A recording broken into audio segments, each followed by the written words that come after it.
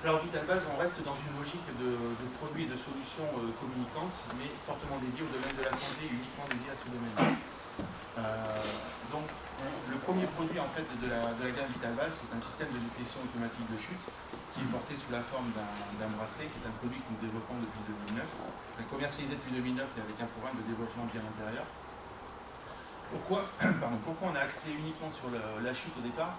Parce qu'on voit bien que c'est la première cause d'accident mortel en Europe et dans le monde, chez les personnes âgées de plus de 65 ans. Si on matérialise ça par un chiffre, c'est quand même 105 000 décès en Europe tous les ans. Donc c'est quand même un facteur très très important. Et 600 000 hospitalisations en Europe sont dues à une chute. Donc le phénomène important, c'est pas la chute en elle-même, en tant que telle, mais les dégâts psychologiques qu'elle est causée lorsqu'on a un très long délai d'intervention après la chute. Donc 99% est resté au domicile, c'est pour ça en fait qu'on a fait un produit qui permet aux gens de rester à domicile, puisque la logique en fait c'est de dire la volonté des gens qui soient dépendants quand les pathologies apparaissent, je veux rester à mon domicile. Pour rester au domicile, il faut les sécuriser au domicile, et donc le détecteur de chute est un élément de la sécurisation de la personne et qui nous permet effectivement de rester plus longtemps à son domicile. Donc on a deux marchés qui sont très distincts, qui sont la téléassistance sur la partie domicile et la partie établissement de santé. Donc aujourd'hui notre cœur d'activité est quand même très téléassistance.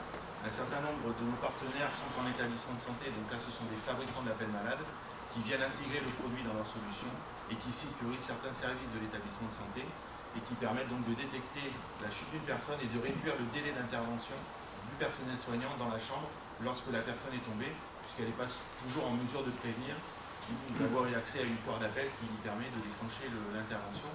Donc nous l'objectif c'est que ce produit-là automatise la chaîne de détection. Et lorsqu'une personne n'est plus en mesure d'appuyer sur le bouton, le système prend le pas sur elle et décide automatiquement de déclencher une alarme.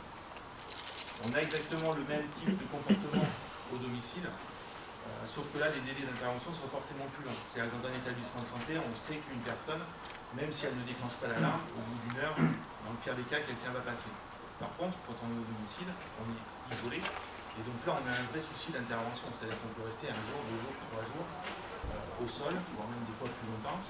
Et là, quand on retrouve la personne, on est soit dans un cas de décès, soit dans un cas de dégâts psychologiques qui fait que la personne aura du mal à rentrer chez elle après une hospitalisation. Donc on est vraiment là, sur le cœur du métier, c'est-à-dire réduire le délai d'intervention, prévenir les gens que la personne est tombée pour une intervention très rapide. Donc 1 heure après la chute, effectivement, on constate que les séquelles sont pratiquement irréversibles. Et donc c'est une personne qui va partir en établissement de santé avec toute la prise en charge qu'il peut y avoir autour, et donc un domicile qui se retrouve sans. Donc à aujourd'hui, depuis 2009, nous avons 300 000 personnes qui sont équipées avec ce produit-là en Europe. Donc on a des clientèles qui est à la fois les constructeurs et à la fois les opérateurs. Donc qui sont les opérateurs et qui sont les constructeurs?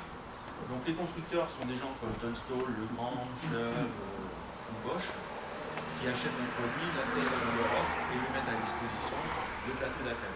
Donc on est dans ce cas de figure principalement à l'export. Donc les Anglais, les Allemands, nous avons également les territoires nordiques, l'Espagne ou autres. Les constructeurs intègrent le produit, vont voir des opérateurs de téléassistance, vendent notre produit avec leur offre et ensuite ce produit est loué aux particuliers. Et avec un abonnement donc centre d'appel 24/24, 7/7. En France, nous avons également donc certains constructeurs, mais nous avons un lien direct avec les opérateurs, qui sont des gens en fait qui vont mettre directement en place nos produits auprès du particulier. Donc là, nous avons des gens comme Europe Assistance, Mondial Assistance, Présence Verte, qui sont les principaux réseaux de commercialisation de ces produits-là. Un marché qui se divise en deux, une partie vente directe et une partie appel d'offres, géré bien souvent par les conseils généraux quand c'est le cas. Donc ce sont les opérateurs qui répondent, puisque dans les deux cas, il faut fournir une prestation avec un plateau d'appel, un système d'intervention, l'installation de l'ensemble du matériel et ensuite la location qui va avec. Donc là aujourd'hui, on a fait un effort sur la partie design, c'est-à-dire qu'on a passé un cap sur notre produit, c'est-à-dire qu'on est arrivé à une maturité de technologie et nous avons intégré d'autres capteurs pour à la fois améliorer notre pertinence sur la chute, et à la fois améliorer, je dirais, la pertinence sur la reprise d'activité de la personne. Donc je vais expliquer un petit peu ce qu'est la reprise